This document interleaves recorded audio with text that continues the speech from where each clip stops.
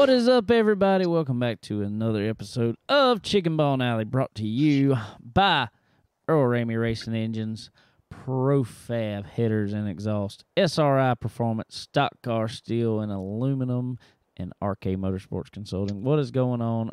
I'm David. I'm Sterling. What's up, y'all? He made it back 2 weeks in a row. Hey, bro, I'm doing good, bro. I'm doing good. Well, I'm going to be absent next week, so it's on you. Oh, no, that's not good. That's not good. Yeah, you going to the mountain beach. Yeah, I'm going to the mountain beach. You know, the Myrtle Beach of the mountains, Pigeon Forge. Yeah, sweet. That'd be good. It'll be a Yeah, I know good. you're ready for a little break there, for sure. But, yeah, man. Well, happy late Father's Day to everyone. Happy Father's Day to you over there. Happy Father's Hope everybody Day. had a yes, sir. Hope everybody had a good one for sure. It was Father's Day, and it was Coleman's birthday. It sure was, yes, sir. The big 7, man. He thinks he's 17, but you know, Oh, yeah. we went to the Pelicans baseball game for his birthday. That's where he wanted to go, and yeah, it was a good time, man. He got to throw the first pitch and all for the game, so yeah, he loved that. That was cool. Good deal. Good deal. You'll have fun down there at the beach. Yeah, it was good, man. We did it. We enjoyed it, and like I say, we did that. And I messed around a little bit. Went to River City Cafe yesterday for Father's Day lunch, which is a pretty cool place. I know, David, you've been there. Anybody that hadn't, River City Cafe at Surfside Beach, pretty cool place on the water there. That's pretty nice. That's what I was fixing to say. I like the one on the beach. Yeah, There's me too. another one somewhere up there. I ain't never really been to it, but Yeah, it's on the waterway. Is it on the waterway? Yeah, there's a smaller one on the waterway there, but the main one, I guess you say, is on the beach. Yeah. And they got a cheeseburger there that's absolutely ridiculous. Oh yeah, I think it's actually called the what was it called? I can't remember, but it's basically like you cannot eat it all. It's pretty huge. It's got a picture of it. I sure did not get that. No. But they got some good food there for sure. They do. Did they look like? I got a cheeseburger. I did get a cheeseburger. Did they look like they was coming along with the pier down there? Yeah, it's coming. The pier building or whatever you call it. You know, they got it going pretty good. It's gonna be huge. It's nice, and they started some of the pylons for the pier. It's a concrete pylon pier, so hopefully this won't go nowhere. Maybe not, but I ain't promising. Yeah, I know. Ain't Another big hurricane coming. Ain't none of them down there stood up to a hurricane yet, so. No, they sure have. But if they look like building this one like they build the ones down in Florida, so maybe it'll hold up for a while. Maybe so. Cool deal. Cool. Yeah, man. How was your Father's Day? It was pretty good. We spent, well, last week I kept trying to go work on the race car and clean it up a good bit, and I did, but the problem was every time I went over there, because race cars at my mom and dad's house in their shop, and rode the motorcycle over there Thursday. About as soon as I got there good, wasn't there very long at all, and all of a sudden it come up a bad storm. And so didn't get to do a whole lot on it Thursday. And then Friday, kind of did the same thing. I pulled back out. Well, I was putting a visor on the windshield and had to drill it and do a few things and try to clean up some more and all that good stuff. And all of a sudden, it comes up another storm. Yeah. I was like, well, dang. So, motorcycle still over at Mom and Dad's house because I ain't been able to ride it back. Yeah. That's the problem with summer around here, man. It's going to storm about every evening. Yeah. And then Saturday, we spent the whole day at the racetrack. And then Father's Day, we ran around a good bit, and me and Kayla and the boys, and went to church, and I played guitar this week. Actually, I played banjo. I played banjo too. Oh, really? Well, I played my Git Joe. Right. a little bit. Sweet. Played it for a couple songs, and then went to. It was really funny because went to my mom and dad's house, and they cooked meatloaf. Had some macaroni and cheese, some green beans, and potatoes. Well, we left there to go to Kayla's parents' house, and we was going to eat supper over there. And what they had meatloaf, macaroni and cheese, and potatoes. But we had broccoli. We had broccoli and cheese though. Oh, broccoli. Instead, that was our green. Instead of green beans, we had broccoli. Right. And we had some yeast rolls over there. That's right. We had some yeast rolls over there too. So. Okay. Well, you got your meatloaf fix. I got my meatloaf fix. And got it in. So, I'll say the broccoli and cheese was better than green beans, and I don't. Which then I ate green beans today at lunch. So Hey man, get your greens, bro. Get your greens. Every once in a while, you need some good green beans. I don't know. I ate some green beans actually today that was from Bojangles. I ain't ate their green beans in a long time. They were really good for some reason. I like their green beans. I really do. They do have some good green beans. And pinto beans. They got good pinto beans too. I just let you know. I ain't a big pinto bean fan. I like the green variety. Yeah, I'm glad. Yeah. The green variety is good, so I ain't like the 4 pinto though. I ain't like the pintos. Nah, I ain't just speaking. So it was pretty good. It was pretty good, and then back to work this morning and hard at it. Yeah, I'm back at it. Well, same here, man. I'm on the way from home from Columbia. We're doing some work up there, so yeah, staying busy, bud. Staying busy for sure. Good deal. Yeah, man. So how was Saturday at the racetrack? Well, it was pretty good. It was interesting. We put a different set of tires on, thinking they were a better set of tires, because pretty much, as I've said, I don't know how many times, everything we're running is old. It's just trying to figure out, which set's a good set, which set's not a good set. And that's the weird thing about the tires on a legend car, because you look at them, and none of them really look what you would say wore out. They might get a little crown to them, but never really wore out looking for the most part. If you completely wear out a legend car tire, you did something. You doing good. Yes, you ran a long time. Yeah. So put a set of tires on, and first practice it was I don't know. It wouldn't. We were a little bit off. And at Florence, our second round of practice there is also our qualifying. So you get 10 minutes. You just go out there and run what you can in 10 minutes. So we kept them on, but we changed some air pressure and stuff and made some little adjustments. And because, like I said, we were a little off. And we picked up a good bit. We were a lot closer in time. Still qualified 5th. So it wasn't bad. But I will say for this, we did have an incident there. Everybody had an incident almost. Everybody set up tents and all, stay out the sun. All of a sudden, I don't know what it was. There was this crazy wind that all of a sudden came through. Everybody said it was blowing up dirt out the parking lot. I mean, it was just insane. Just out of nowhere. It took probably 20 tents and just threw them towards turn 1 and 2 in the track. So that was a little wild. So tore a bunch of tents. Invincible tornado, bro. That ain't good. That's what it seemed like. I mean, it rocked the trailer and everything. And so that was how our day started. That's when you knew it was gonna be crazy. So anyway, like I said, our second round of practice is also our qualifying.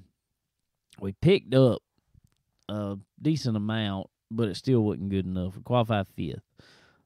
Unfortunately, the 01 Jaden Bolin he went out to practice or qualified pole, set on pole. They come in and tried to do something to the car. It wouldn't crank afterwards.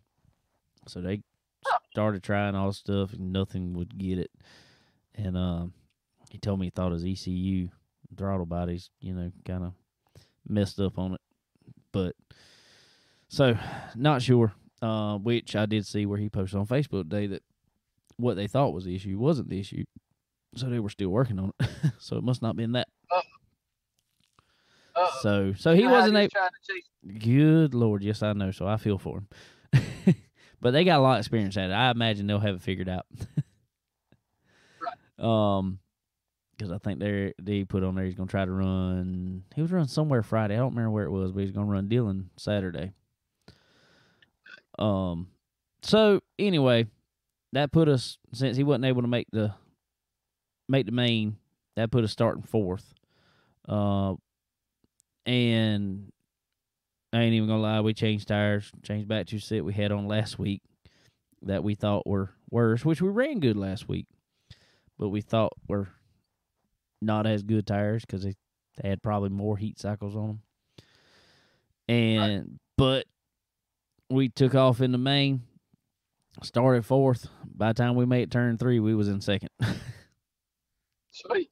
So I pushed the guy that sat on outside pole, David Snook Jr., pushed him all the way to first. He actually told me after the race, he said, "Man, I sure appreciate you pushing me like that." He said, that really helped a lot. Getting out there. I said, we had a run. I said, I wasn't about to slow down. Right. So we went out there and ran first and second for a little while. Had a caution, so I started second and took off. And I fell in second. Yeah, fell in second. And we had a caution not long after that. No, I know what happened. What happened was I was running second and ran second for a while, and I was very, very free, we'll say. A little loose, little too loose. A little too loose. For my liking anyway. It was fast, but it was a little too loose. And I come out of turn 2, and this is the tough part about running Florence.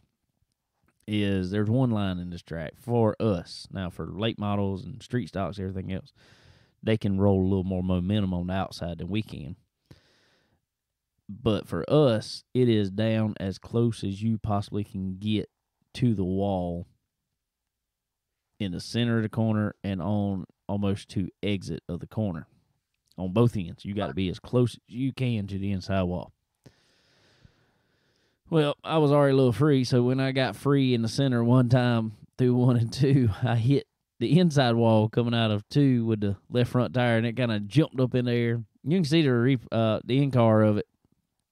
It's posted on our Lucky 13 Motorsports page. But I ain't back out of it. It shot me all the way. I almost went off track, but I ain't back out of it. I just kept on rolling with it and stayed second. And come around another lap, and the boys behind me kind of caught me then, obviously. And one of them decided to dive bomb me. I mean, like, I caught him in my mirror, like, at the last possible second. And I tried to stay up the track, but he just dove it in there so deep. He wasn't ever going to make this corner. And so, fortunately, I didn't decide to turn all the way down the track. I left a little bit of room, and he come up, slid up, hit me in my left rear, and got me out of shape. But I just kind of wiggled up the track, and he spun out right there. So I go start second again after this race.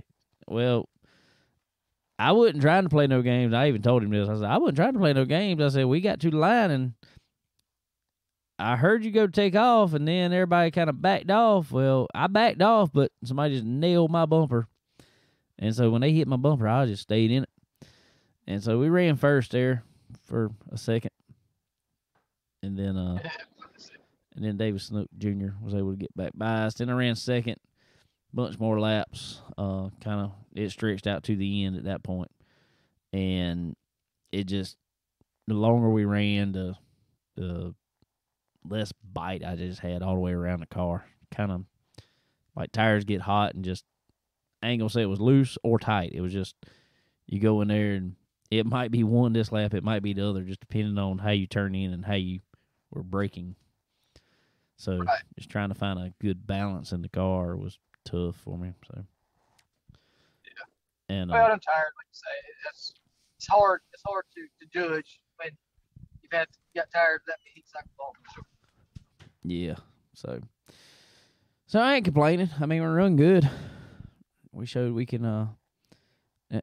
Some of them, even one of the boys that was driving one of the cars, Alex Meggs is his name. He come over there. He's, man, I ain't like that 1250 passing me. So it was old funny. School passing him, Will. Yeah, I said I'll take this old stuff and run with y'all. I said I ain't scared. That's right. I ain't scared. So, nah, it was good though. I mean, I want to get it, and I think we can. I think we're right there to being able to win one of these. I want to. Hopefully, we can put it all together one day and keep it up front for 25 laps. Oh yeah, that's coming for sure, man. It definitely is. I thought we had a good chance last week at Dillon, and I think we would have been real close had the rain not came. Just that messed up our line and stuff. But this week was just, Florence is a tougher track to drive for me. I like to be able to move around and, be able to, if my car ain't 100% perfect, I like to be able to move on the track just a little bit and try to find a line that still works for my car. And I can do that at Dillon and still be really close. Florence, though, if it's for our cars, for whatever reason, is you got to, there's one line to run pretty much for us. And you can run side by side, don't get me wrong. It's just there's one fast line. So that makes it a little tough there. You really got to be on your setup game there. Right. Yeah, absolutely. Well, just get on the wall and get to the wall, just not on top of the wall. Don't be hitting it no more. Yeah, don't hit it. No, it was good though. It was good. It was a quick day out there. Shoot, I put it this way, it was still daylight when we got done racing. So that's always nice when you leave. Well, we didn't leave though. I stuck around, watched some more racing, and waited for the payout window to open. Yeah, exactly. Figured I'd stop and get that. Gotta have that. Gotta get it. Yeah, a little bit there. But anyway, so it wasn't too bad. Wasn't too bad. Like I said, we'll be off. I'm going on vacation, so we're not gonna run this weekend. But we will be back at Florence Motor Speedway come July 2nd. July 2nd. They're going to have a big to-do out there. Fireworks, all that fun jazz out there. A bunch for the kids going on and stuff. Don't know if many of y'all saw last week. I know you might have saw it. If you follow our Facebook page, we gave away a family 4-pack of tickets to Florence Motor Speedway. And Lynn Arnder, I can't say her last name very well, and I'm sorry. I apologize. She was the winner of those 4 tickets last week. So be watching next week. We won't do it this week because be the week leading up to July 2nd race there at Florence Motor Speedway. We'll be giving away some more tickets for it. Maybe some more stuff. Who knows? So be watching out. And like I said, we're not going to have a show next week, but it'll still be, I'll have it posted up on our Facebook page and probably do the same type deal. All you have to do is when you see the post for it, make sure you like our page, follow, share the post, and comment something on it. I don't care what you comment on it. You can say whatever you want. And then we'll give them away randomly probably the Thursday before the race. Sweet. Can't beat that, man. pretty simple to get you some 4 tickets to the race. That's pretty daggone. Can't get no easier than that. Everybody's on Facebook. All you gotta do is click a couple times and you are entered. That's it. So, but anyway, everybody, it is time for this week's Hot Laps. This is Hot Laps, presented by SRI Performance and Stock Car Steel and Aluminum. All right, ladies and gentlemen, we got another segment of Hot Laps here, as you just heard it, with our friends from SRI Performance this week, and Adam Logan, our buddy Logo. He's on the phone. What is up, man? What is going on? I don't know. What is going on? Just hanging out here on a Monday afternoon. You know it. That's right. Logo. He runs our iRacing stuff with us also. So we've talked a good bit before. I'm a field filler on that deal. Me too. Don't worry. We're always in the back together, so I think so. I keep you company back there. Somebody's got to race. We race hard back there for wherever we're at. Yeah, I've caused a few dust ups. I've been those Monday night or those Tuesday mornings. When do we do them? Mondays or Tuesdays? Whatever. The next morning. Yeah, Tuesday. We were doing them Tuesday evenings. Okay, so Wednesdays was very bad at work. So I always screwed up Beef or Tim or Zach or anybody. I'd always get in the way, and they'd always get mad at me. So see, I've heard around there from a few guys. So you just go ahead and tell us the complete truth. I mean, I've heard some of them guys around there take it pretty personal when we're racing on iRacing. They do, and I told them, I said, man, I'm terrible at this deal. I take it back. That was the second series I ever did. I did back when the pandemic hit. I literally got my rig the morning of when the World of Outlaw did their deal. So I ain't never raced. I just raced on my buddy's stuff. So I was really terrible, and I got fired from our iRacing ride. I had a car done up. So I used to work for Daryl Lanigan, so I had a car that was lettered up like Daryl, so I was his representative because he don't iRace, and he fired me from it. So wow, because I was making him look bad. So I hopped in. All the guys that work here is like, hey, why don't you race with us? I said, okay, and then they probably regretted that because, like I said, not meaning to, but I would screw them up. So it is what it is. Hey, I'm getting better. I was fixing to say, towards the middle to the end of our season this last time, you started coming on pretty good though, especially on asphalt. Asphalt, I've gotten 10 times better. The dirt, I know. See, the thing is, I know how. I mean, I've never drove nothing in my life, but I kind of understand how to race on the dirt. But like the asphalt, just is way over my head. I don't know when how hard you're supposed to drive in. You're supposed to back the corner up, brake, roll on, like all that stuff is just foreign to me. But all the guys here at work, we'd hop in at night and race with each other. So they always been giving me pointers. So I got a little bit better towards the end. So. Well, it's time for me to get back on. I'm hopefully going to have something to announce here soon about our summer deal. Maybe starting a little bit later than what we hope for, but hopefully we'll have something going on here soon. Sure. I'll be on board for it. Good deal. All right, Adam. Well, we want to bring you in as our Hot Laps personnel, I guess we'll call it, of the day. All right, you are at SRI Performance, correct? Yes, sir. Yeah. Yes, sir. I am an inside sales guy up here in the Mooresville office and the performance side of it. Nice. So you are hanging around all the fun people all the time, as I say. So we work. Yeah, y'all work. But I mean, if, as they always say, if you love what you do, you'll never work a day in your life. Ain't that what they say? That is true. I've been fortunate enough that I've got to use that saying my little career. So, and I've always said that. I've always said if I didn't have a career already started down here where I am, I would move up that way just to be in the racing industry, just because that's what I love, obviously. So being inside sales there, how long have you been there? I've been here a year now. Coming up, I started last July. I moved down here, and like I said, they were looking for an inside sales guy, and I applied for it, and they took a chance on me, and so like I said, I started a year ago. Well, cool. Well, we're glad you moved down for sure. Yeah. So before that, and you said you worked for Daryl Lanigan and stuff. What got you? Where were you from, and what got you into racing? So I'm originally from Alabama. That's where I grew up.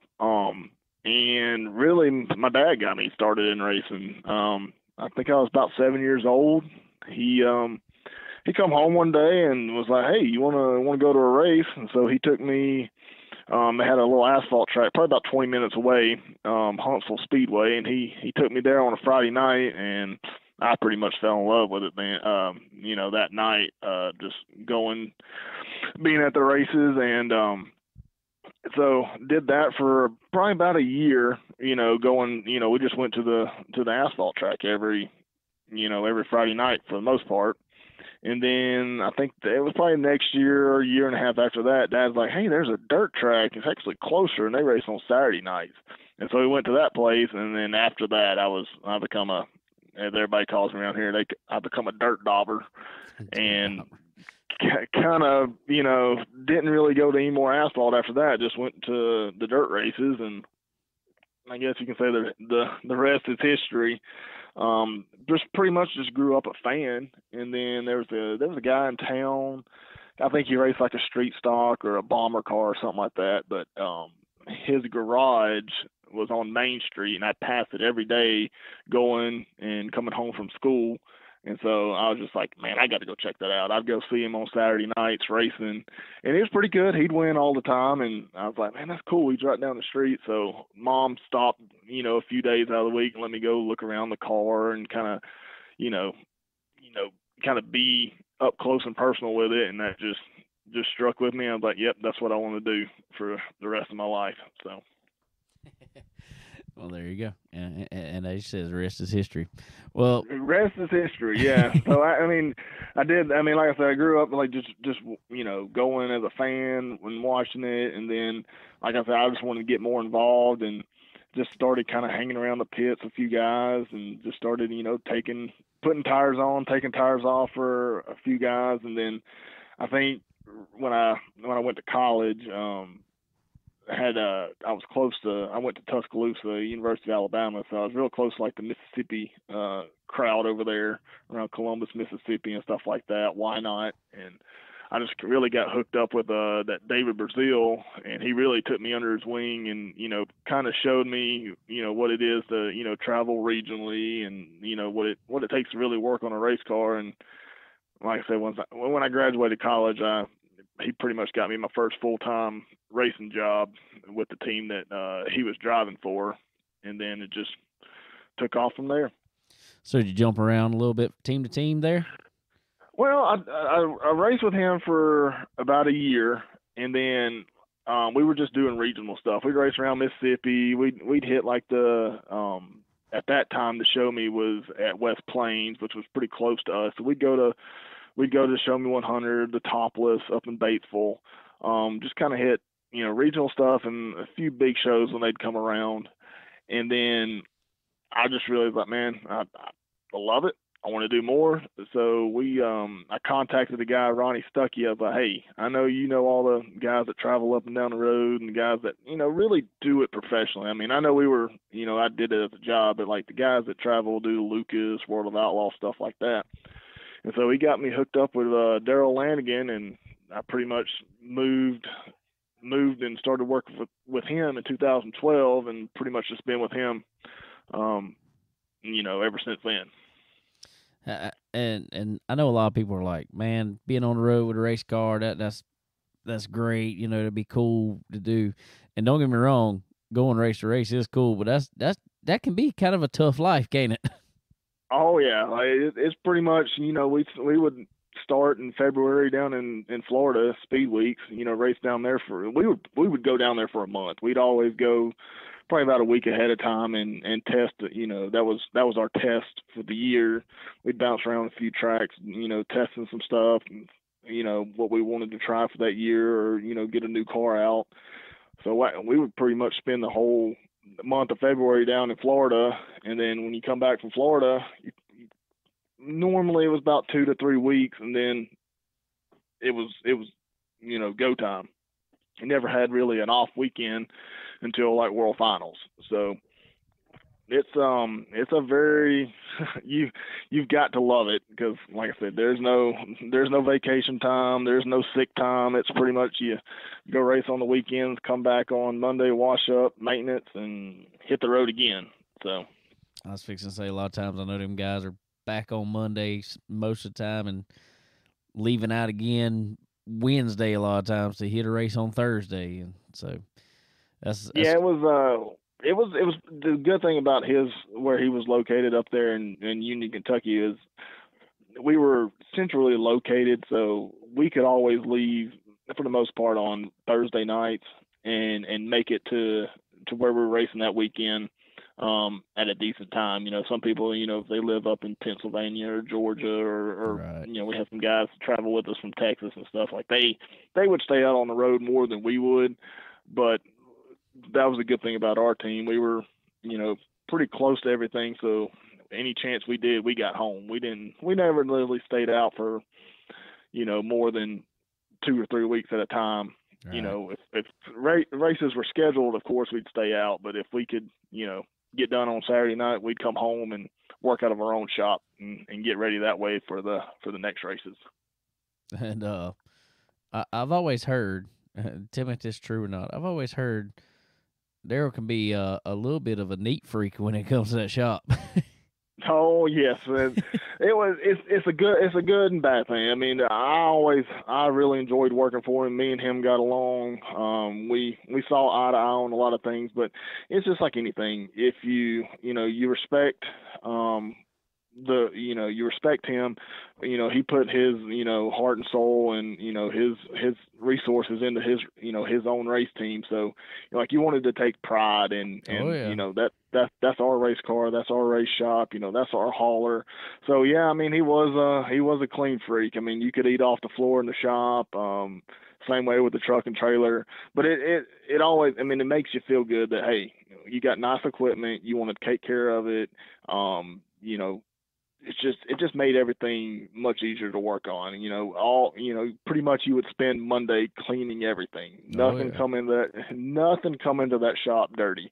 I mean, you spend all day getting the car clean, tires clean, four-wheeler, pit bike, all your stuff from the week, get it clean. So, when it come in there, it was ready to be worked on. You didn't have to worry about, and if you had to crawl up under the car, that you were going to get dirty.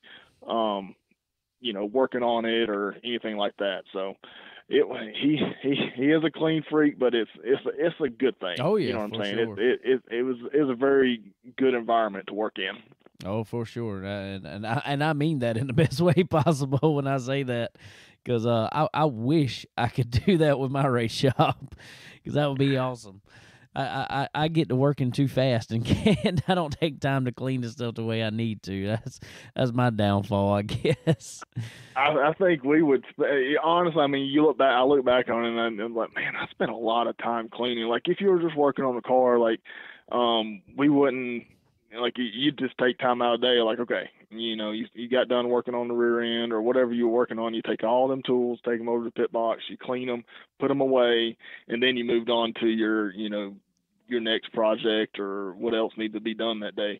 So it always made it, everything was organized, everything was neat. You weren't, looking, oh, where's that wrench at, or where's that tool at, or where's this at? Everything, had its place, and it was put away, throughout the day, so you didn't have to go searching for everything. So, but like I said, it makes everything easier when it's, organized and clean. Oh yes, for sure. The attention to those cleanliness details, really honestly make a difference. I mean that. Oh yeah.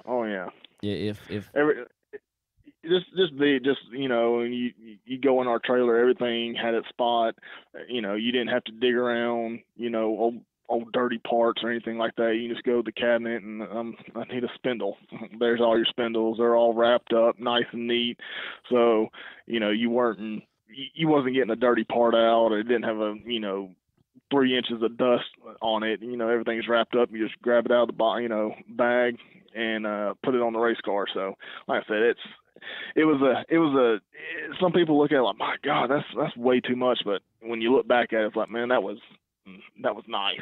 Yeah, that it was all like that. For sure. And I really bet having that knowledge from, the race car, especially that car, you probably knew, being with him that long, you knew pretty much every part and piece on that car.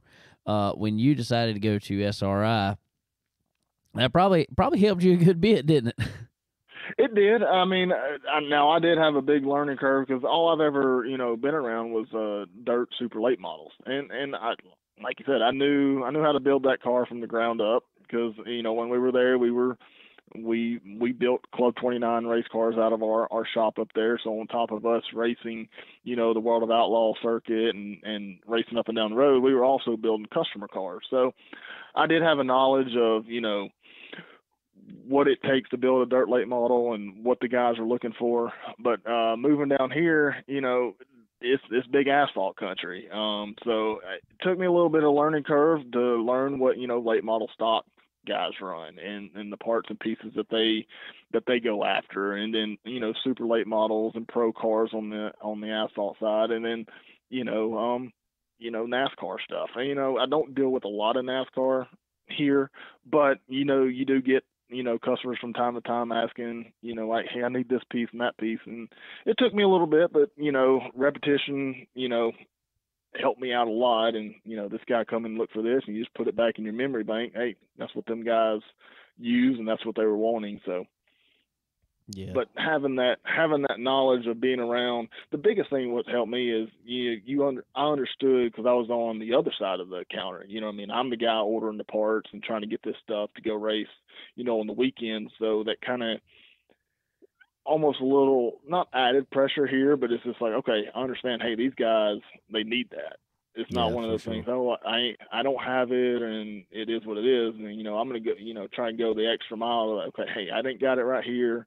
Let me see about getting it ordered in for you, or hey, we got it at our other locations. Let me try and get it here as quick as I can, because those guys are trying to get like I said, anything from NASCAR down to the local stuff around here. I understand those guys are trying to get to the track on this this weekend, so they can't be waiting on their parts.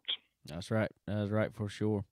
And talking about you going in there like that, that's the one good thing I'll say about, or I say a lot of good things about SRI, but that's one thing I can really say is the majority of the guys that I've ever talked to that work there, a lot of them have been involved in racing themselves for a while, and so they're quite knowledgeable of the parts and pieces that y'all have there in the store. Oh, for sure. Like I like me coming down here, like I said, I had to learn the asphalt and the cup stuff. But there's great guys here: Jim Malone, Carl Pitts, my boss Kevin and Eric, and all them guys. Like if I ever had a question, I always had guys that I could go and lean on and ask that question. Hey, this guy's looking for this, and oh yeah. Who's this for? And they who's it? They tell me, oh yeah, these guys usually get this piece and that part, and so that helped me out tremendously. And we got Chad Elliott and Jeremy White, and big on the engine side of things, which I know nothing about. I never had to deal with the engine aspect of the cars. Daryl always dealt with that. So when somebody comes in asking for those type of parts, I'm like, ooh, hold on one second and let me go ask those guys. So like I said, SRI's got a great group of guys here that, they all work together and we all have our strengths, but that's what makes it a good place to work at, is because everybody's got, their strengths. And like I said, they've been around the racing world for a lot of years. And so they understand. And like I said, they're willing to help you out and kind of teach you along the way, is that, hey, this is what those guys, or this is what they're looking for, or this is what this does, and this is why them guys would use it. So it's a good company for sure. For sure. And just by that engine stuff, I personally I'm just going to ask Chad, because regardless of the answer you get from Chad, there's going to be an explanation behind it, and he's going to know it, regardless of whether you really understood it or not. Oh yeah, Chad's gonna.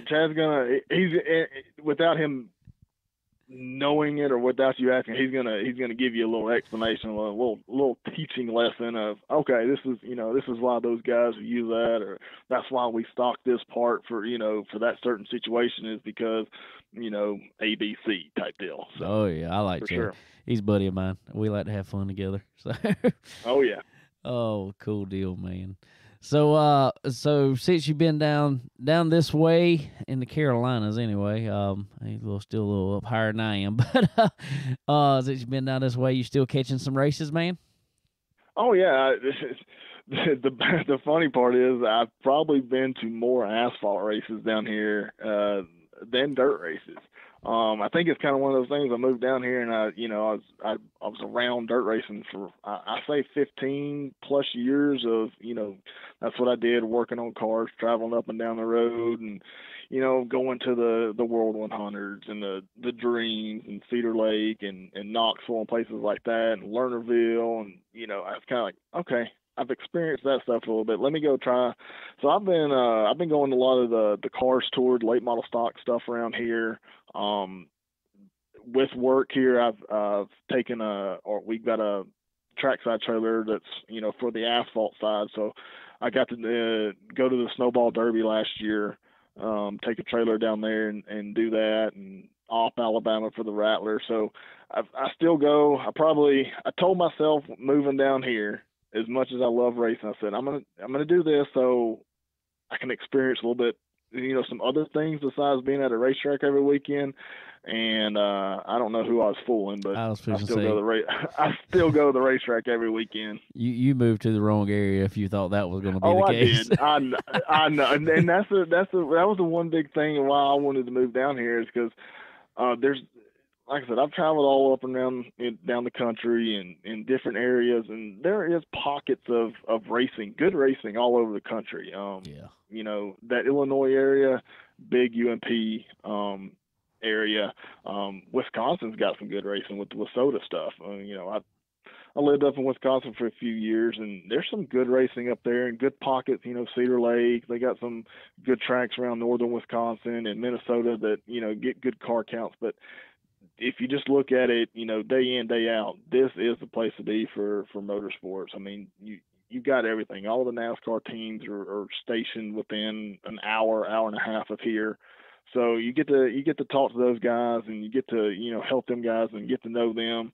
But, short track racing around here, you got good dirt tracks, good asphalt stuff. So it is definitely a place, like, I've always wanted to move to this area. And so, like I said, when I made the decision, I was done, working on them full time. I was like, this is the area I want to be in, and I don't regret it one bit. Good deal, man. Well, you can come on down there with us anytime and play around with the legend car. We're gonna have fun doing that too. Legend car. That's one thing I have not been to a legend car. Well, I'll take that back. I've seen some legend cars race, just that being on the undercard of one of our races we would go to. I'd see some legend cars, but I haven't been to a straight up legend car race. So I need to. We're always just an undercard one too, so don't worry. We just go out there to have fun with it more than anything. That's the biggest thing. As long as you, like you said, you got to have fun with what you're doing. It's crazy the way this racing world's been. It's almost, what I did for so long. It was a job. You know what I mean? You almost don't get to have fun with it. So now I'm getting to have fun with it. SRI allows me to go to these races on a kind of like a different capacity. I get to go and kind of support the guys that come in and buy parts and that I work with throughout the week. And so it's nice to get to the track now, and I don't have to worry about, crawling up under the car and making changes and make sure, we're the fastest car there. Now I can sit back and just, support the people that support us, and just be there as a kind of a moral support guy, and just say, hey, you doing good? Or, just be there and just hang out. For sure. Well, coming into the summer months here, what seems to be some of the hot items going across the counter there at SRI? Yeah, it depends from day to day. A lot of stuff. I mean, you got guys. People rebuilding cars. A lot of stuff here lately is body panels. It seems like a lot of people down here, they're racing really hard and tearing up bodies. So ordering a lot of body panels. Probably the biggest question, the biggest call we get for right now is, y'all got tires? You got tires. You got tires. I'm looking for some too. So if you find any, let me know. Listen, if I find some, I will let you know. But it just varies from day to day what people are what they're after, what they're looking for. Just there's so many. The biggest thing is like these guys, like I said, are building cars. It's not just like it used to be. Hey, we're going to build a new car in the wintertime and race it all year. Now we got guys, hey, I got a customer now building a brand new a late model. So it's like, why would you be wanting these parts, needing and pads and rotors and all, fuel filters and all this other stuff when you should have got that stuff at the beginning of the year, but they're building a brand new car in the middle of the summertime. So it's some of those pieces that you don't normally see it in the middle of summer, but these guys, like I said, they're new cars and need to have all the parts and pieces to go for it. I hear you there. All right, man. Well, cool deal. Well, all right. Out of all the races we ran on the iRacing deal there, or ones that you run, what's your favorite car to run on there, man? The super late model on dirt. Really? And that one, I like the super late model on the dirt because I finally figured out. I'm still not the greatest at it, but I figured out how to drive it, and probably the 358 modified on the big block deal. I like those. 358, you can just, you can just mat the thing. There's really not a lot of throttle control on that deal. And it seems like most of the races I get in at night, a lot of people race those, and it's usually pretty good racing. But I do like the super late model, but that's just because I can kind of sit there in my mind and pretend, man, what if I could really drive one of these things? You probably can. You've been around it long enough. Imagine you could. I did get that question asked to me the other day. I was at Hickory with one of my late model stock customers and just hanging out, and we had a little downtime, and we're sitting there behind the car, and he kind of asked the same kind of questions you did as far as like, how'd you get into it? And he's like, so you've never drove one of these things? I said, no, I've never drove one of these things. I said, growing up, we just, racing is expensive, and we never had the money to get a race car or anything like that. So I was like, I said, the next best thing would probably just be working on them. Have somebody else pay the bills and let me work on them. So that's kind of what I did. So I kind of get to live out a little bit of a fantasy there through the iRacing as much as you can. Like, yeah, I'm driving a race car. So yeah, you were probably kind of the exception around the pits, weren't you? Because I know most of those guys if they didn't race something themselves, they had driven something or raced something in the past a lot of the times, even the guys working on the cars. Oh yeah, like when I first got with Lanigan back in 2012, I was the tire guy. I did a little bit of maintenance, but the crew chief was Jason Jameson. I'm sure you've heard of him, but he had drove. He was a late model driver himself, and he raced around Florence and in that northern Kentucky, Indiana, Ohio area, and he decided to step back from driving at the time and work on the car. And so I think that's what kind of made us really good at that time was, you had Darrell, which is a, Hall of Fame race car driver. I consider him one of the best or the best, just from being around him and seeing how he works and everything. But having Jason there, he has been in a car. He knows how, he knows the feel, and he knew the thing I tell everybody, he knew how to push Darrell in the right direction without just, coming up with something. Because in his mind, he knew, hey, that's what we need to do to the car. That's what the car needs. So, yeah, a lot of the guys in the pit area, and like you said, have been around or have drove cars in the past. And yeah, I probably was the exception a little bit. Not to knock anybody, but yeah, I tell everybody, yeah, well, I went to college. They go, you went to college? I said, yeah, I went to college. What'd you go to college for? here's the best part. I went to school for accounting. Graduated from the University of Alabama with an accounting degree, and decided to work on race cars. I was fixing to say, you went from trying to be financially responsible to being the most unfinancially responsible you could be. I know. Yeah. I realized quickly after about the first year out of college, when I had a real job, as I say, I'm like, yeah, this is not for me. This is not for me. I'm not meant to be cooped up in a office setting. And no, I said I need to be out, moving around, working on something. I just couldn't be cooped up like that. So I think everything works out for a reason. But were you just, when you seen these guys buying these tires just constantly, were you just say, this is so financially irresponsible? I never brought that up. I knew in the back of my mind, I said, we're all idiots for out here racing. So people ask that all the time, like, as far as money and stuff like that. And I'm like, do you realize we race? Nobody's making money in racing. Oh yeah. The biggest saying that's always ever come around is how to become a millionaire in racing. Start out a billionaire. Yep. Yeah. How do you make $500,000 in racing? Start with $1 million. Exactly. Which right now you probably need to start with 2. But I mean, it's one of those things. I mean, each team's different. And that's that's the cool thing about SRI here too, is our used parts selection here. For sure. It allows some of these. I mean, even these I say underfunded cup teams and stuff like that. Yeah. Like, it allows those guys to come in here and get. I mean, these parts are probably 1 race old, if that. It allows them guys to come in here and still get a good race car part for half the price, or less sometimes. And I see guys now, like you watch them on TV, like Truck and Xfinity and stuff like that.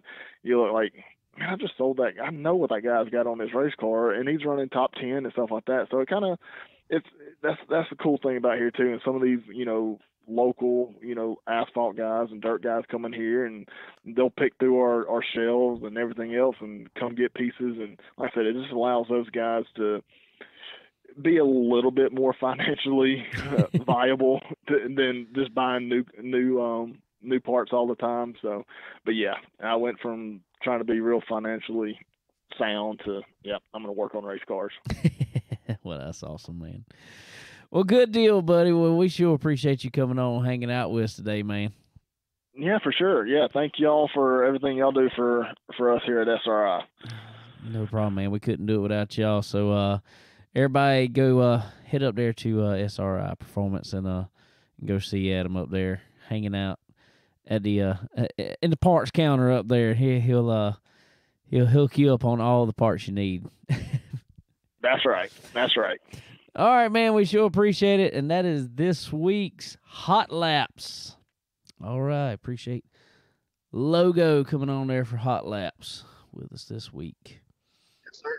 And as always, everyone, as we say every week here on Chicken Bone Alley, we always appreciate SRI Performance, appreciate everything they bring to the table for racers, for everybody. Couldn't do it without them. That's like I say all the time, they are the Walmart for racing, for racers. SRI Performances. They got everything you will ever need for a race car, and not just to go on the car. I mean, setup stuff that you will need. I promise you they can get it. Safety equipment, helmets. They carry Simpson, all belts, everything you'll need for a race car, any type car, even street vehicles. They got cool stuff for that. Any performance parts you want to get. So head over to SRI Performance. Head over to their website at www.sriperformance.com. Fill you up your cart full of all the goodies, the Go Fast goodies. That's what we'll call it from now on, the Go Fast goodies. And get in there and get it all, everything you need.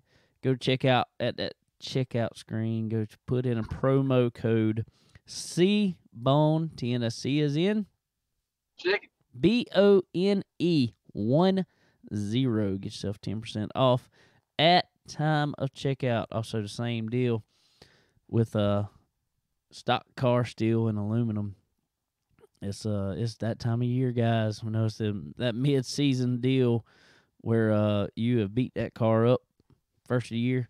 You need to go make it look good. So go get you some painted aluminum sheets. Put that car back together. Make it pretty for all them sponsors you got on it.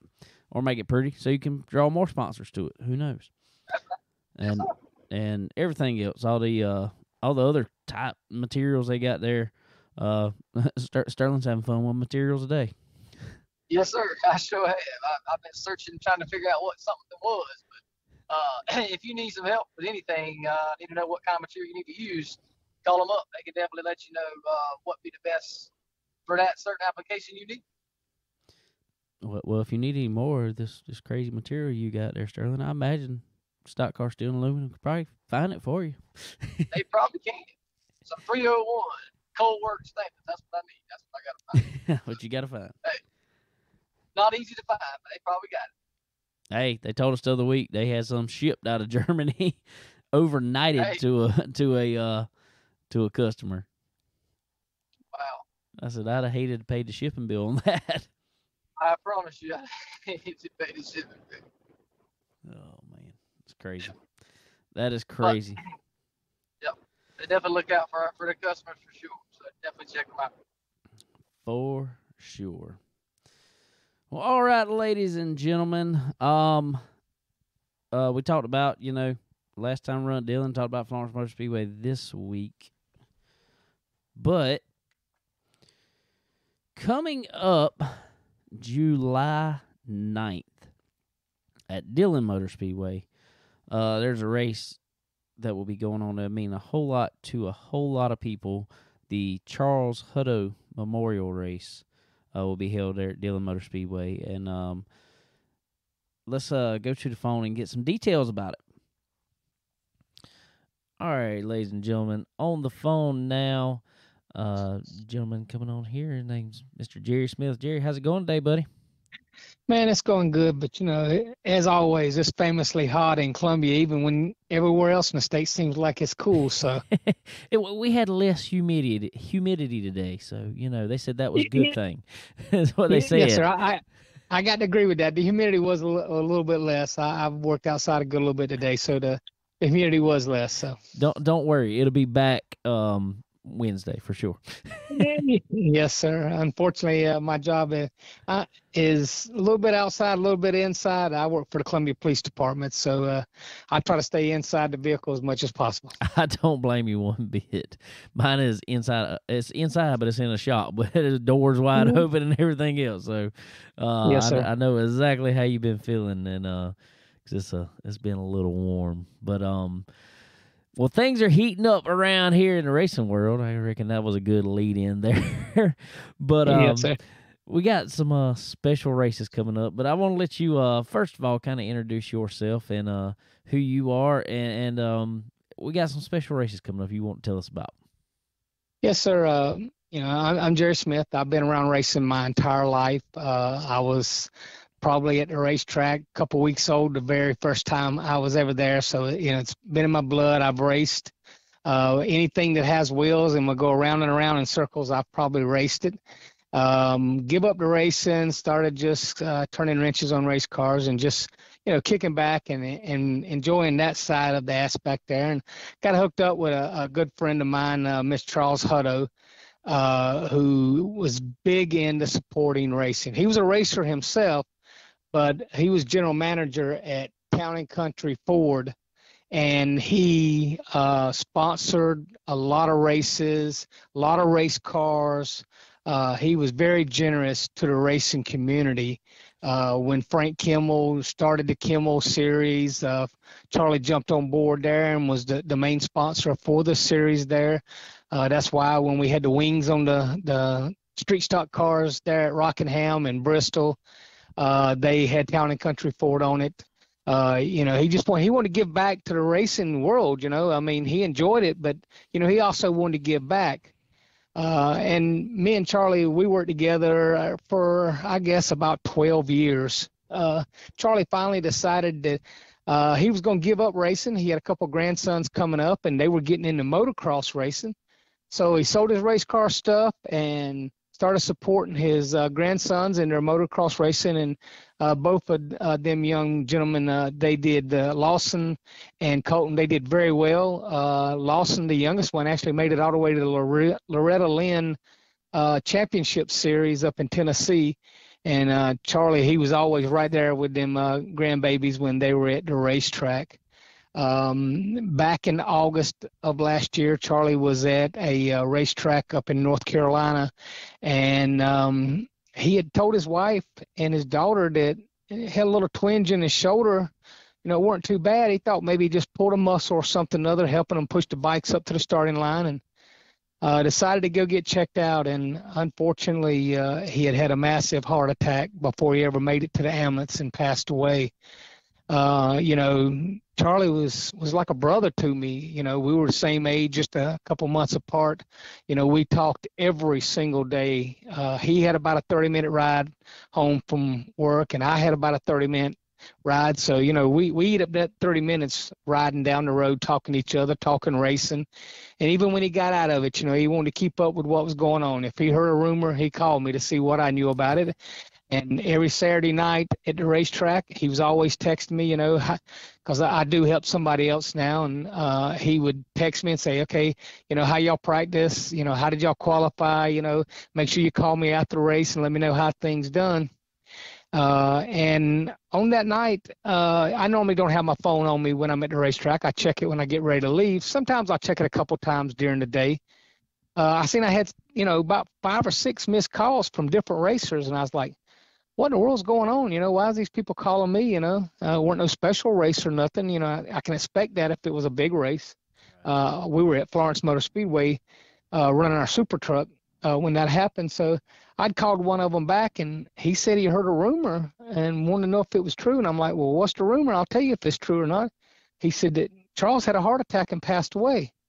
And I was like, well, I hadn't heard nothing about it. Then I got to looking through my phone and actually seen that I had a missed phone call from his daughter, Brooke. So I tried to get a hold of him and finally was able to track down a family member. It's actually Charles's son, Barron, and he confirmed it. He did have a heart attack and pass away. Man, I mean, I was devastated. You know, anytime you lose a family member, you know, it's very tough on you. And then someone, you know, that I spent, you know, 12 years every Saturday with him at the racetrack, you know, it broke my heart, man. For sure. So during the off season, I had a conversation with a couple fellow other racers that we all kind of hung out together, and I said, guys, what do y'all think about if I go to Ron Barfield? Because once Concord closed down, we went to Dillon and raced down at Dillon Motor Speedway there. Ron Barfield's fabulous racetrack he's got down there. I said, what if we get a memorial race together? And they said, absolutely, they would support it. So I went and talked to Ron back in December and kind of told him, you know, what my thoughts was. And he's like, man, let's do it, you know. He gave so much to the racing community. Let's see what we can give back to the racing community. So I told him I had an idea. I wanted to do some lap sponsors. So I started reaching out and making some posts on Facebook, went to some of his Charles sponsors he had over the years and went to them guys and said, hey, look, you know, this is what we want to do. You know, if you'd like to contribute, we'd love to have you come on board with us. And let me tell you, guys, man, I got over $5,000 in lap money coming on board for this race. And then I talked to Ron Barfield a couple weeks ago down at the racetrack and asked him, you know, what kind of payout the winner's purse was going to be. He's going to give $1,500 to the winner. And I sat down and figured it up the other night. If you was to qualify on the pole and lead every lap of the race, you're going to bring home right at $6,000. Wow.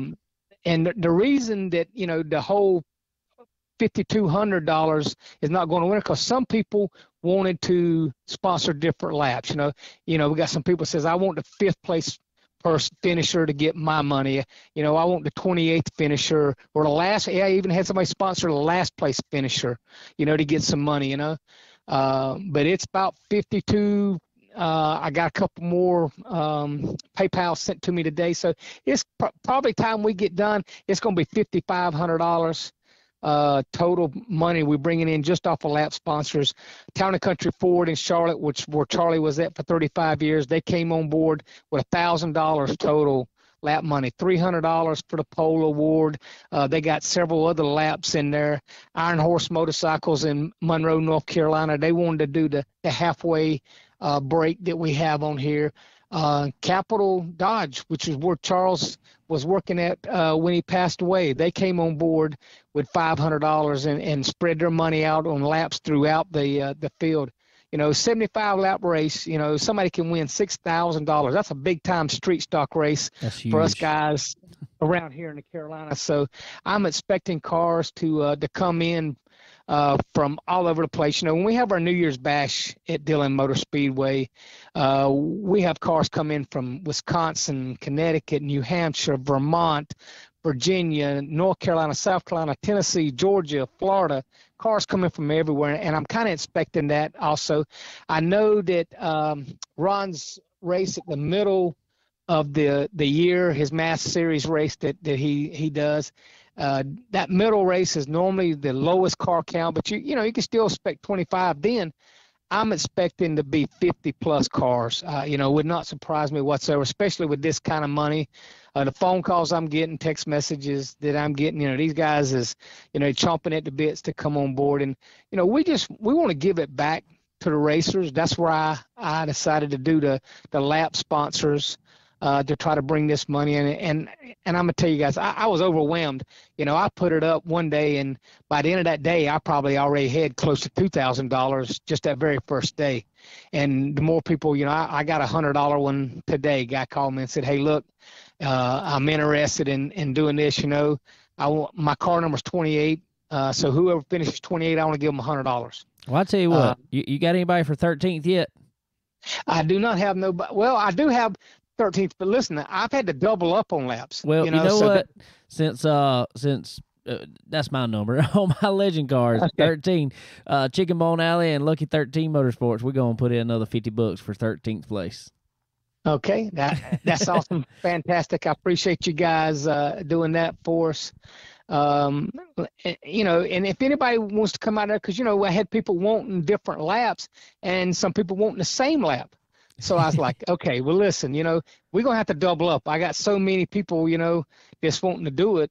I just said, well, okay, I'll just double up on the laps. And, I just updated my post a few minutes ago, the people. And if you see a checker flag beside your name on the post that I put up there, that means I've already received your money.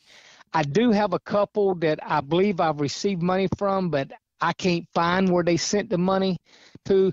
So, if you're listening to the podcast and you think you've already sent me the money and you don't have a checker flag beside your name, reach out to me on Facebook, hit me up on text. My phone number is all over the internet. Guys, I used to do a podcast myself. So, nice. But I give it up during the COVID, and my dad was in the hospital. And unfortunately, I lost my dad in July.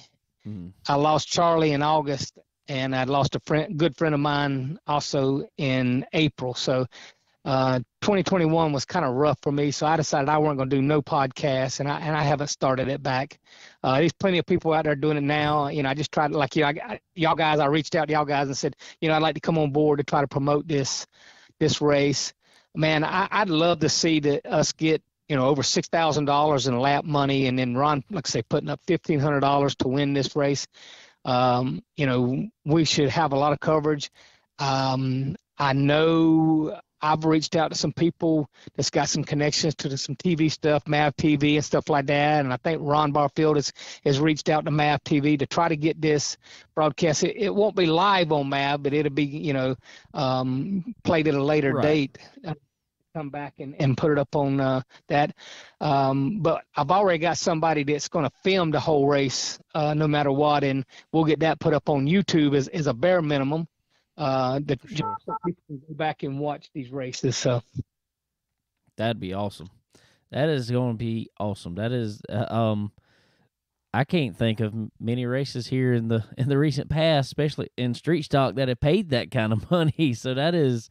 Well, Ron pays $2,000 to win for his New Year's Bash race. Right. But there's no lap sponsors involved in that. And then, he pays $1,000 to $1,500 for his other mass races.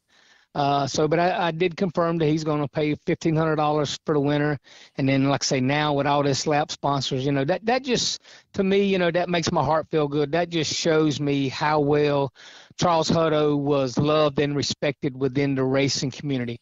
Now, he had run-ins every once in a while with somebody, but Charles was just like the majority of the racers out there. Give him a couple weeks, they're going to go shake hands and say, hey, we're going to agree to disagree, and we're going to race each other clean and fair from here out, And that's the way Charlie was. And you're a racer. That's the way the majority of the racers are out there in today's world. They may get mad, a little bit, but like I say, just the love and the respect that everybody's brought on board with Charles to help sponsor this race. I mean, it's amazing just to see, what kind of money that we've been able to bring in. And we're going to have Charles's family there at the racetrack that night. We're going to have his grandchildren. He's got, I believe, 5 grandchildren, and them 5 grandchildren are going to give the command to start the engines for the race. I'm looking for a big crowd there. We're trying to promote it.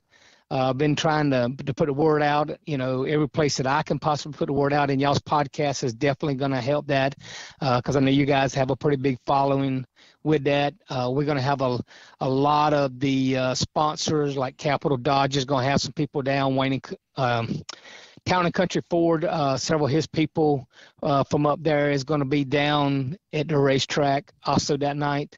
So I expect that there will be a lot of humidity in the air that night, and we'll just use that word there. Okay. His family truly loved him, and, it was a shock to them just like it was to everybody in the racing community.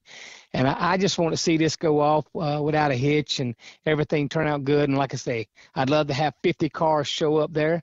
Ron probably only run about 28 of them. But he normally runs, he has, more than what he's going to start. He'll run a last chance race. And I think he pays $500 to win a last chance race. That's about what you get on a regular Saturday night for winning a street stock race. So, that's still good money, even if you didn't make the big show, to go and win the last chance race. For sure. That's going to be one of them races that the 28 or whatever it is that make it in are going to be the absolute best 28, and that is going to make for some awesome racing that night, and for a great memory of Mr. Charles Hutto there. And I remember him racing, especially over at, Dillon when the New Year's racing stuff. Charles was a hard-nosed racer, and when he was out on the track that he was getting everything there was out of that car for sure. Well, you're exactly right, but he wasn't an over-aggressive driver. Right. If he had a third-place car, that's where he wanted to finish it, exactly. He wasn't going to go out there and wreck first and second place just to win the race, Right. He was very smart, a very talented racer, third place car, that's where we're going to ride tonight. And as long as, we ain't got to worry about fourth place, we'll continue. But I was going back through some of my notes the other day and doing some checking. And the last race Charles won before he quit was a memorial race for John Shack, who had a heart attack at Dillon Motor Speedway and passed away. That's right. And I just kind of found out a little bit ironic. The last race he won was a memorial race for someone else. I know a lot of people was going to have zeros on their car for that race. I know Ricky Locklear Sr.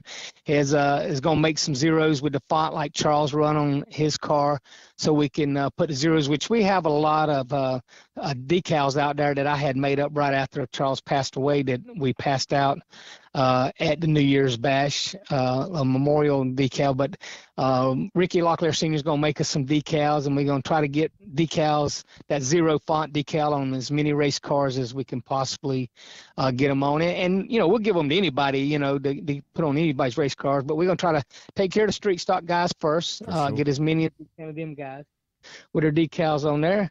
And I appreciate you guys. I reached out to you guys and told you, hey, I'd like to try to promote this race as much as possible and get the word out there. And like I said, the word's out there quite a bit. I mean, I got a gentleman I talked to this morning was calling me about hotels. He's coming from way down deep in Florida, down next to Miami. He said it's going to be about a 16-hour ride pulling a trailer. But he come up and raced with Charlie one time before, and he said he wouldn't miss it for nothing. He said he may not make the show, but he's going to come up and he's going to at least make a attempt at it and enjoy it and support the cause. And, and that's all I can ask anybody to do is just come and support the cause. I'd love to see the grandstands filled up there. Ron hasn't announced what support classes he's going to run that night. I know the Grand National Super Series is going to be racing that night. Those guys is on the schedule, and if you hadn't had a chance to watch those guys, that's a fantastic new series that just got started. And you got guys like Jeremy Mayfield, who just won 2 races, Bob Shack, AJ Hendrickson, Frank Kimball, the senior. He's run a couple races in it. So, that's a new series that, you're going to enjoy watching. And I imagine he's going to have like mini stocks and probably you guys in the Legends cars as some of the support classes there. Well, regardless if we're racing or not, I'm definitely not going to miss it. I'm going to be there. Even if we are racing, I'm going to bring all my equipment. We'll be trying to cover the race as much as we can and talking with you and some of the guys there running the race there for sure. And that it sounds like it's going to be a fun time, honestly, in remembering a brother from racing. Yes, sir. And if you want to find out more information about it and what laps we have sponsors on, you can hit me up on Facebook. I try to keep it updated quite often of what is going on there. Ron Barfield, you can go to their website, DillonMotorSpeedway.com. He has it already on his schedule for July 9th. The Charles Hutto Memorial Race. So go check Dillon Motor Speedway out. And the biggest thing I can say, guys, and this is the way I always ended my podcast when I did my podcast. I don't care what racetrack you go to, but go out and support your Saturday night racetrack, Friday night racetrack, whatever it is. Go support the racetracks because without fans in the stands, the racetracks ain't going to stay there. We're going to have race cars at the racetrack. That's normally not too much of trouble, but we got to have the fans in the stands to come out and support it. And, if you go to Florence Motor Speedway or Dillon Motor Speedway where I run or any other racetrack around, you're going to see some great racing. So go out and support all your Saturday night and Friday night racetracks. For sure. We appreciate that, man. For sure. Well, it is going to be a great time. That is July 9th here in just a few weeks. Yes, sir. Here in just a few weeks, and we'll be raring and ready to go. And I know you can find. I know you made a page for the race, didn't you, on Facebook? I think it is. Yes, I did. It's a Charles Hutto Memorial Facebook page, so you can go there. And like I say, I try to keep that, and I try to keep my personal Facebook page updated with all the information about what's going on in the race and anything that I hear. So. Good deal, and we'll be sharing it on the Chicken Bone Alley Facebook page also. So go follow it. Come out to the track, as y'all heard Mr. Jerry just say, because there's going to be I got a feeling when you see that kind of money on the line, it's going to be a wild time. But for the memory of an awesome racer, it's going to be make it even that much better. Yes, sir. And guys, I appreciate you having me here on the podcast. It really means a lot for you guys to be able to allow me to come on here and talk. I like to talk. I think y'all guys probably can figure that out. But I just want to make sure I try to get as much information out to all our racing friends out there. So, again, I appreciate you guys taking the time and allowing me to come on your show. For sure, man. Anytime. And I'll go ahead and extend the invitation back to you, possibly maybe that Monday afterwards, after the race, get you back on here to kind of recover the race and talk about it a little more. Yes, sir. I'd love to do that. Get back with you guys on that Monday and give an update on how things went. Definitely be my honor to do that. Well, that sounds good, man. Well, we sure appreciate it. Jerry Smith here, covering the Charles Hutto Memorial Race there July 9th. Jerry, we sure appreciate it. Appreciate you coming on, hanging out with us, giving us all the information, and everybody get in touch with him there. And like I said, man, we sure appreciate you coming on. Yes, sir. God bless you guys, and remember, buckle up when you get on the road. There you go. All right, everybody. Thank you to Mr. Jerry Smith coming on here talking about Charles Hutto Memorial race there at Dillon Motor Speedway. Y'all be sure to head out. It'd be a great time. Great time. We should be there. We should be there with our car, with the legend car, that week.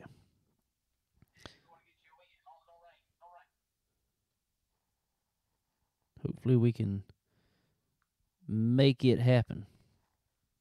That's right. I just lost you off the Bluetooth there for a second, but you're back on there now. I'm here. Okay. You're here. Gotta love all this modern technology. Yes. Oh, so anyway, everybody, also, we want to thank, as always, our friends over at Earl Ramey Racing Engines. Guys, if you need anything for any type race application out there, pretty much asphalt, dirt, any crates, supers, limiteds, modifieds, whatever other kind, big block, I don't care. It doesn't matter. Airplanes. Earl Ramey is your man, is your go-to man. He will hook you up on some horsepower. That is for sure. Yes, sir. I mean, every week we say it. There's just winners everywhere running Earl Ramey Racing Engines. They can definitely put you in the front, give you all the horsepower you need. All you got to figure out how to do is hook that car up, and you'll be up front. And as always, make sure once you get that horsepower under your hood, get you some time on this chassis dyno, and see what all the bolt-ons you can put on it to try to make some more horsepower.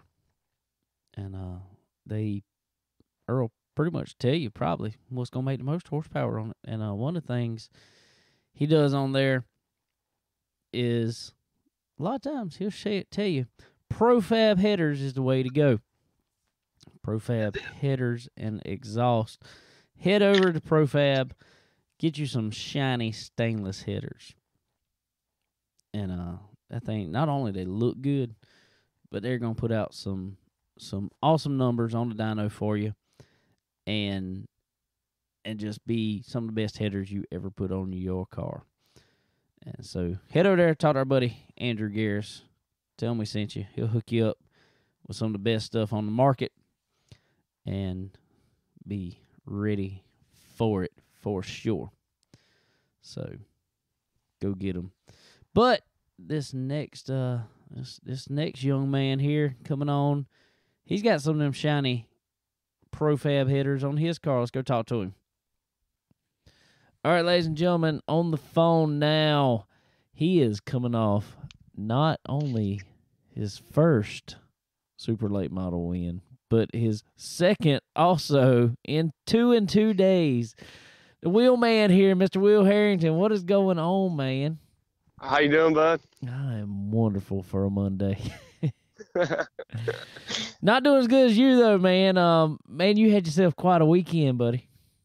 Yes, we did. It was, you always want to go to the races and win, but just lately we've been trying to just get going to super stuff and just have a good run and just try to learn and keep going. And we unloaded Friday and was really good Friday the box and qualified. I left a little bit on the table, and heat race, we ended up winning the heat and lined us up good for the feature. And by then I knew I had a pretty good car, and it was 30 laps. So I just tried to get the lead fast as I could. That way I felt like I maybe could control the race a little bit, and just had a good car all weekend, really. Just Friday night we run around there. It had rained early, so kind of run the cushion all night and just kind of run the whole thing hard as it could run for 30 laps, and we was able to get it done for our first super win. And Saturday night we qualified second in our group and won our heat and started fourth, and kind of 50 laps, and it's kind of rough on tires the first night in a way.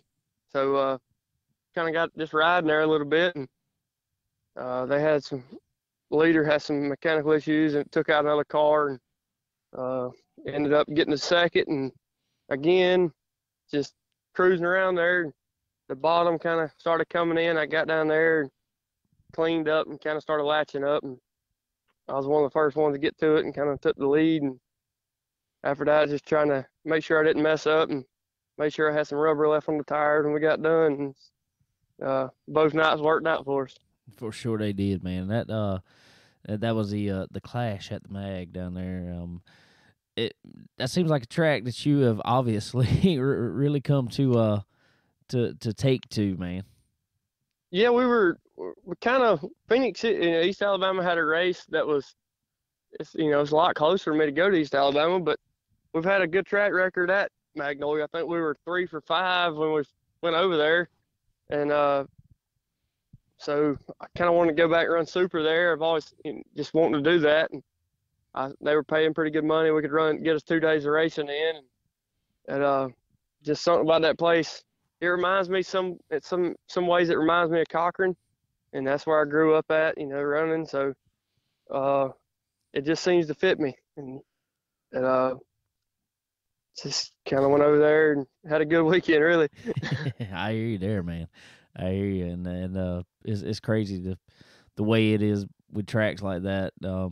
You can pass 3 tracks to make it to another one just because it suits your driving style, but the thing is about it is it's not like you were going over there for a gimme. By no means. There was some stiff competition. That's a tough race over there, man.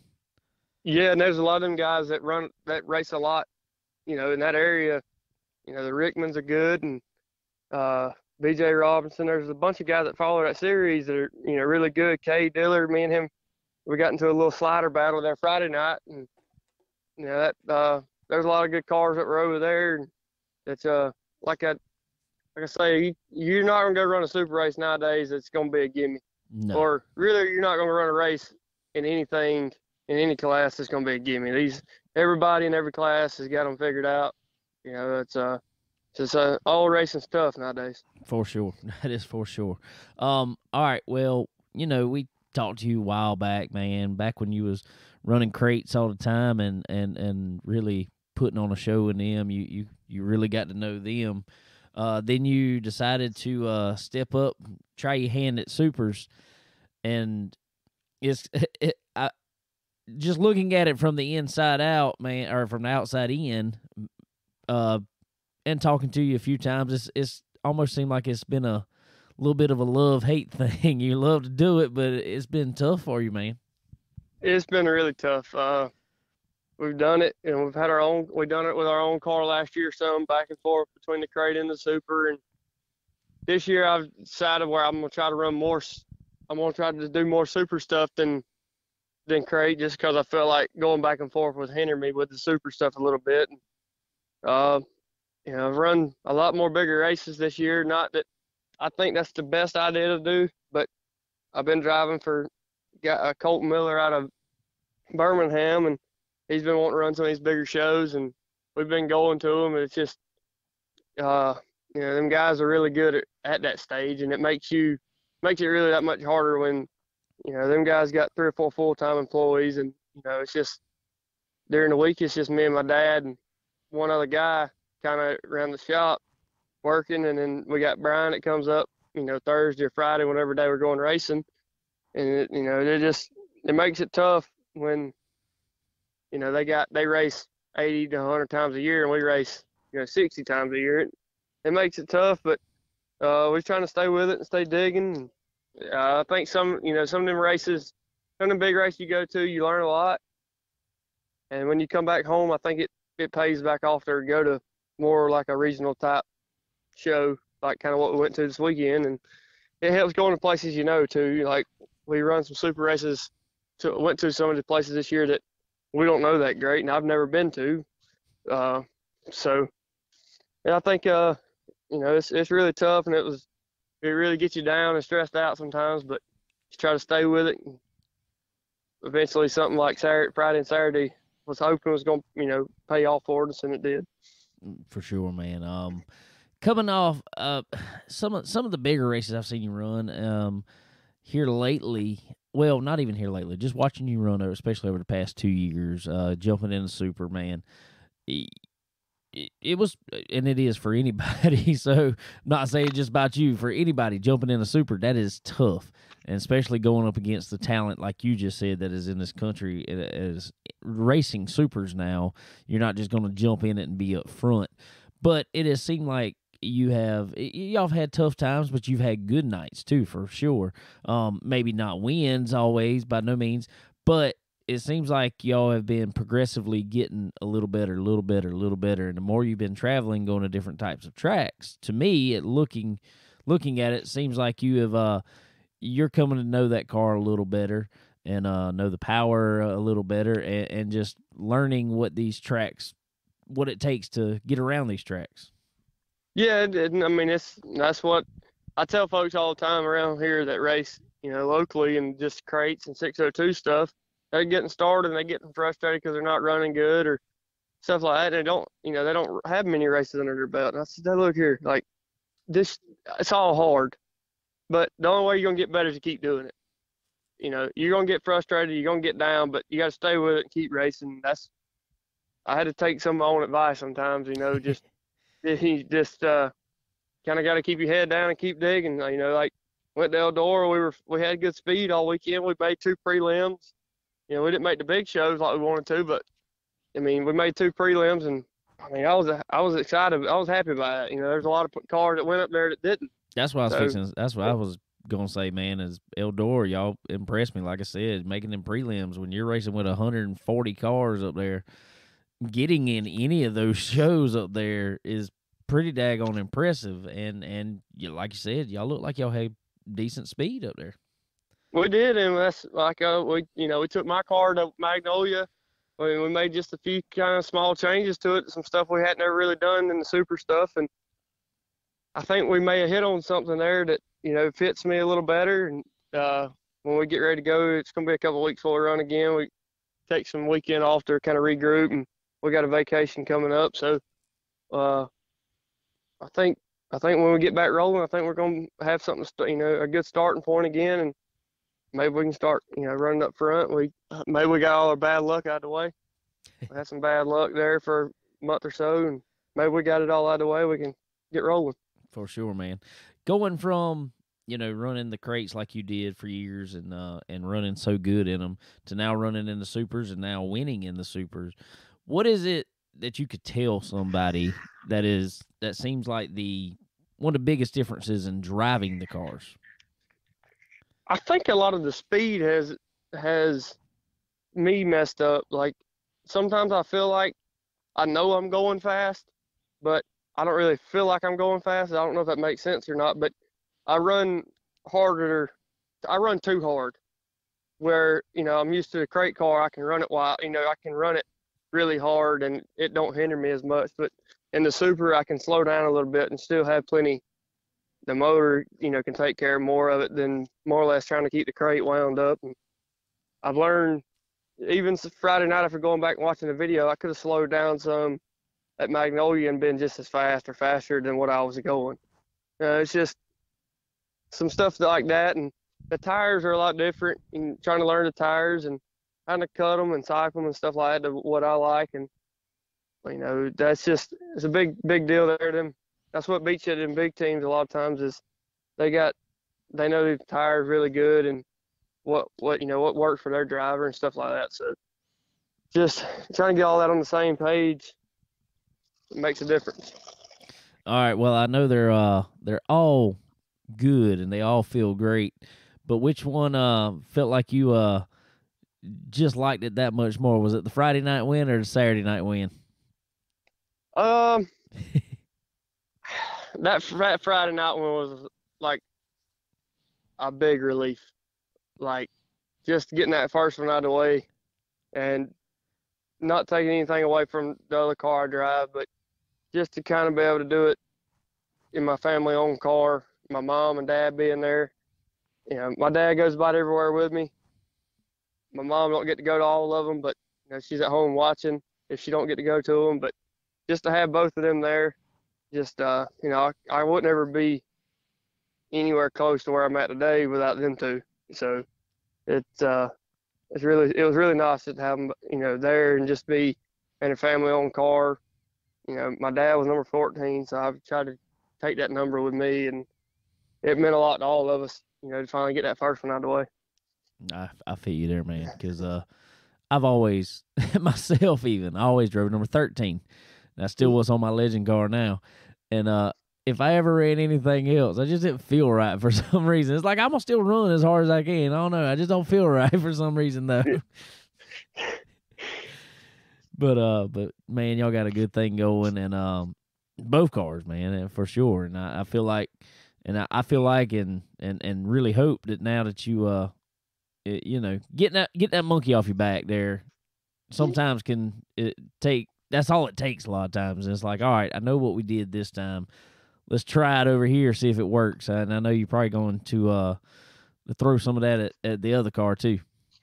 Oh yeah, absolutely. And it's I think it's just been a little feel issue there, that just something I've not been able to feel real good, and we've tried some different stuff, but I think what we tried this past weekend maybe get a starting point on another car, and we can just kind of maybe just fine tune it from there. It's kind of really all we did this past weekend. Both cars are really the same, other than they got a little bit different motor package in between one or the other. So right. I think once we get the handling a little better on the 19 car, I think we can be okay. It's just we got to get it kind of put back together from Eldor, and we'll be ready to go in a few weeks here to go try them again. Well, I want to ask you about Eldor real quick, because I wasn't able to go this year. Other than, obviously, I know you want to run better and all this stuff there, but how was the atmosphere up there running being there for a race that was that big, man? It took I think we were the first group to hot lap the first day, and we rolled out there and kind of took me a lap or two just to kind of look around and look at it. I remember just rolling into 3, and I look up there on that hill, and I'm like, wow, this is it. Like, this is the stage, you know what I mean? Like, For sure. Just trying to take it all in on, that's pretty much the biggest stage in late model history, or, racing. Oh, and just, it's really cool just to look up there. I remember we were in the tech line, and they opened the gates for the grandstands. I remember people running through the grandstands hard as they could with chairs and stuff in their hands, and caution tape to get their seats and rope them off and stuff. Like, you don't see that everywhere, and that's just the cool place about Eldor is, it's just, like I told my dad, I said, Earl was way ahead of his time when he built this place. Like, it's awesome. The whole place is awesome. It always races good, and it's like nothing else for sure. Well, sure, man. Well, after coming off these wins here, man, I'm ready to see you back on a big stage like that, and I know you're gonna put it up front, and I know you're always trying, but it's gonna be maybe a little different next time. So that's cool, man. But let everybody know who all was helping you out on that car this year. 5M Construction, Last Air Electrical, Top Notch Graphics, Limerick Truck Repair, Horn Remodeling, New Point Lighting and Design, Berry Hill Lawn Care, Joy Reynolds Trucking. The list goes on. There's a lot of them that support us, and just ready to get going again. Good deal, man. Well, cool, man. Well, where's vacation at, man? Panama City. Panama City. He going to party. I'm going to relax. Don't worry. I'm leaving Friday morning, going on vacation myself. But I'm going the other way. I'm going to the mountains. Forget all this beach stuff. Got you. I understand. Yeah, my girlfriend's family's going. They're going for a week. I don't know if I'm going to go the whole week. I think I got it worked out where if everything works out like I got it planned in my head, I'll be able to go the whole week. But I guess I'll wait and see how work stuff is on that. But yeah, kind of take a couple weeks here and work on some cars during the week and kind of get regrouped there and have a little vacation and come back and get ready to race again. I hear you there, man. Ain't it fun for us guys who keep full-time jobs and try to go to races and stuff, trying to figure out how we can make it and all this stuff? Yeah, it's really fun. Yeah, it's tough for sure, especially when you want to go race and but like the way the world's going right now, and I don't want to make any sudden changes on. I got a pretty good job right now. It's hard to get, so trying to wait and see, how everything's gonna go before I make a big move like that. I hear there. That's a smart thinking right now. I can promise you, man. Yes, sir. Oh, cool, man. Well, what's up next for y'all? Man, I really don't even know. I looked at some stuff today. I'm gonna probably say some of the Ray Cook stuff at when he gets the Southern Nationals fired up. Okay, cool. Probably middle of July before we get going again. Good deal, man. Well, man, I sure appreciate you coming on, hanging out with us tonight, and man, congratulations again. I texted you the other night. It's like 1:00 in the morning. I'm texting you, man. I was proud of you, man. I really was. I appreciate you, man. Appreciate you having me on, and maybe we can win some more. We can get back on here and hang out with you some. Anytime, man. You ain't even got to win them. You can call in anytime. I don't care. Sounds good. But I want you to win them, though. Oh yeah, yes sir. All right, man. Well, I sure appreciate it, everybody. It is Wil Herrington coming off 2 super late model wins at the MAG. All right, there's the wheel man, Wil Herrington, putting it on them down there at the MAG. Yes. Man's gonna be there, but I'm telling you, man, he's moving up quick. He's doing it to it. I'm telling you, and boy. One of these days, that name's gonna stick with him. I don't know. The wheel man. I'm claiming that I put it on him. Yeah, I think you need to. Get some kickback when he wins the $1 million at Eldora.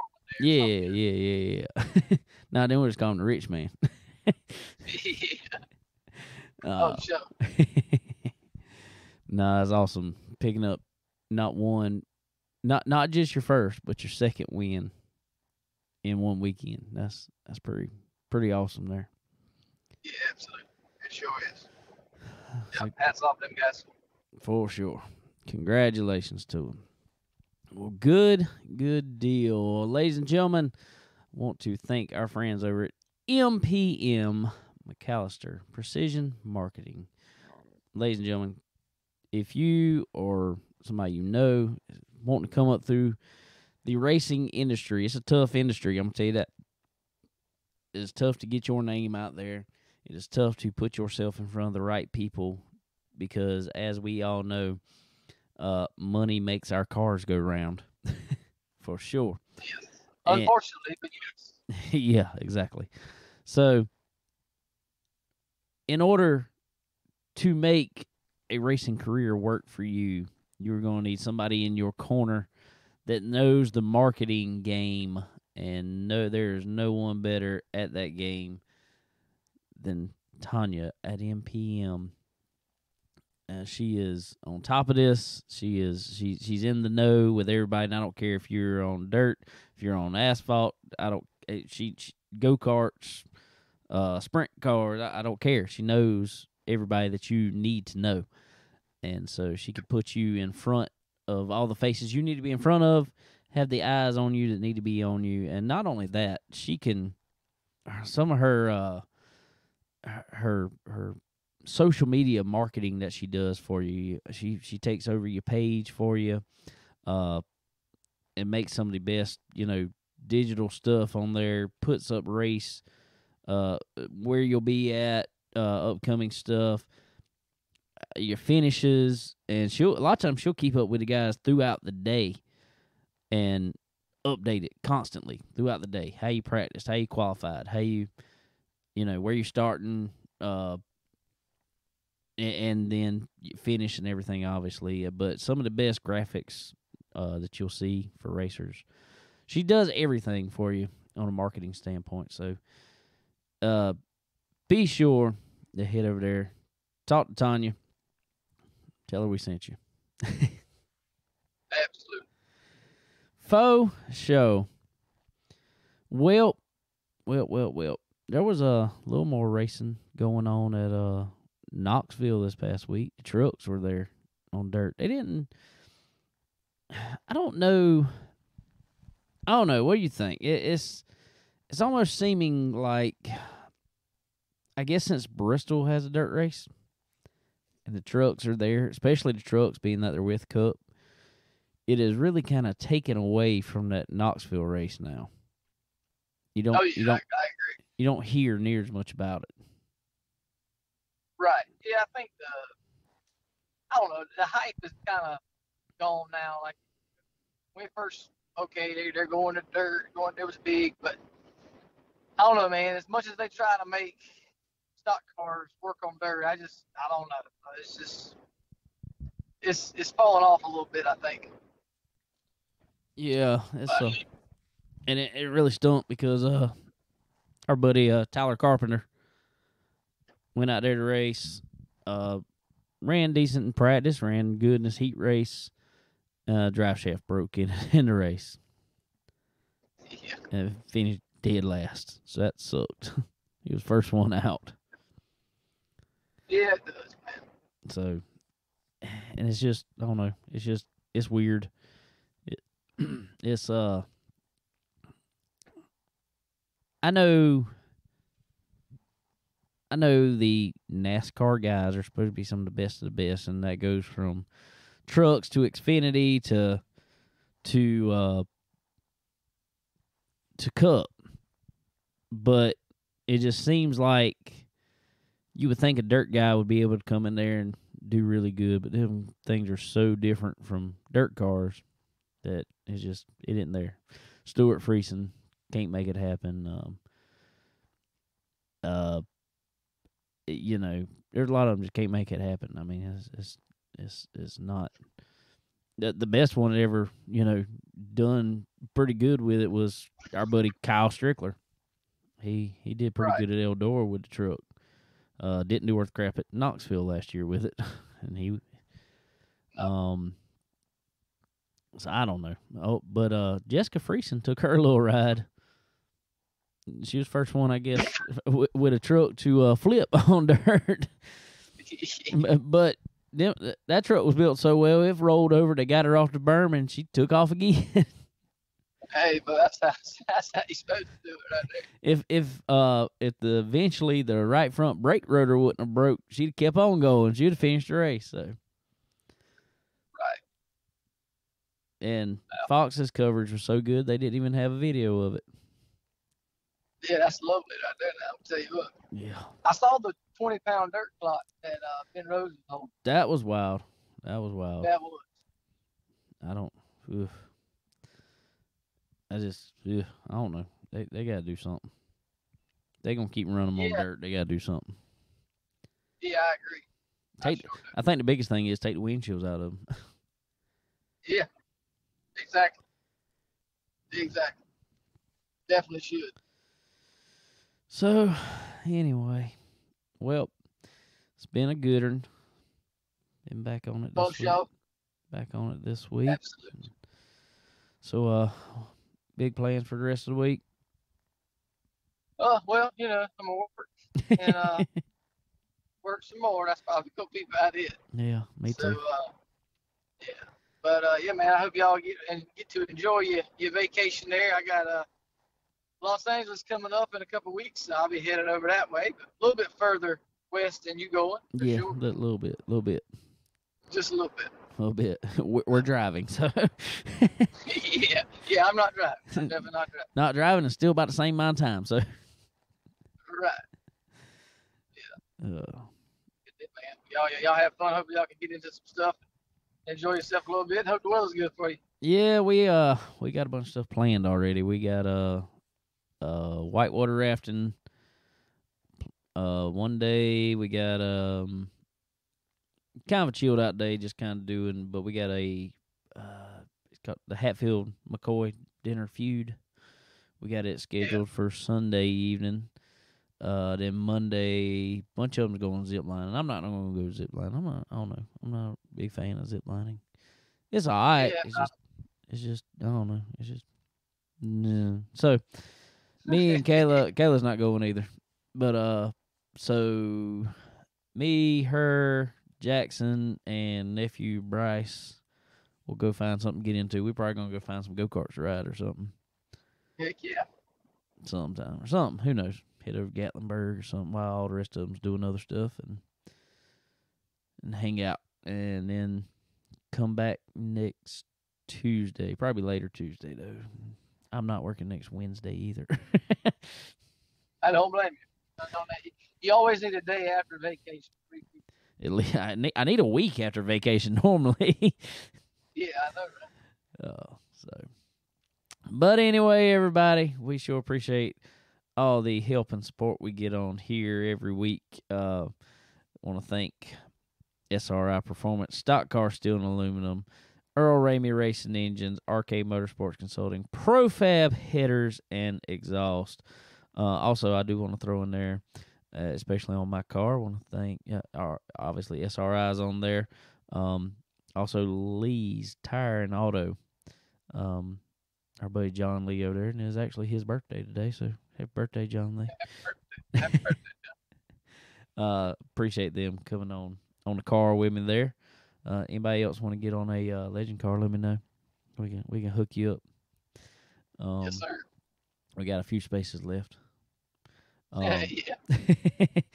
But also Forward Bite Apparel, guys, y'all go check them out. Check out some cool clothing from Forward Bite.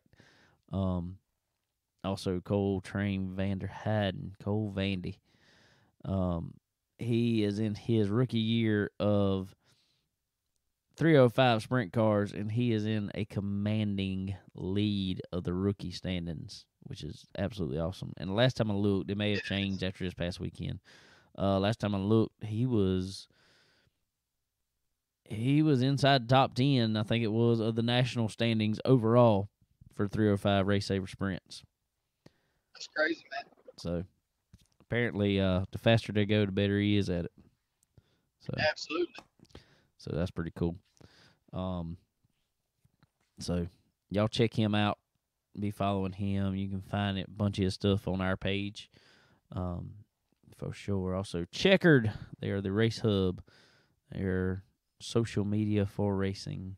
Go on there, check out. I put on our videos, my in-car video. I try to get video of in-car here most of the times. I had one mess up the other week at Florence, but I got the past couple from Dillon on there, and I got this past weekend's from Florence on there. Sterling have to go check it out, see me bounce off the wall. Yeah, I got to see that. Off a wheelie coming off it, too. You don't really notice it, though. I felt it more in the car, though, I think, than because I watched it back on Flow Racing. And it just looked like I just got loose or something and slowed down. The announcer said I missed a gear. Oh, yeah. I didn't know I was shifting. I did not know this. But you didn't really notice it. But then you see the guy dive bomb me in 3. And I felt like I had a pretty good save there because I should have been spun out. But right. that was pretty noticeable in the car too. So y'all go check it out, watch it. If you haven't yet, go like my Lucky 13 Motorsports page. You can follow up with all what we're doing with the legend car. I just try to keep it on there so I don't post everything on Chicken Bone Alley page. Yeah. Flood it up, you know. Well, 10-4, guys. Well, we appreciate y'all hanging out with us this week. And like I said, won't have a show next week, but we will catch you somewhere right there around July 4th. We'll record it sometime. Who knows if it'll be on 4th or not, but we'll record it. I guess. I don't know. Depends if we're on. It might end up being 2 weeks in a row off. Who knows? But we'll be back for sure. Who knows? We'll let you know ahead of time. But anyway, guys, well, we sure appreciate y'all hanging out with us, and I guess we will catch you later. Later.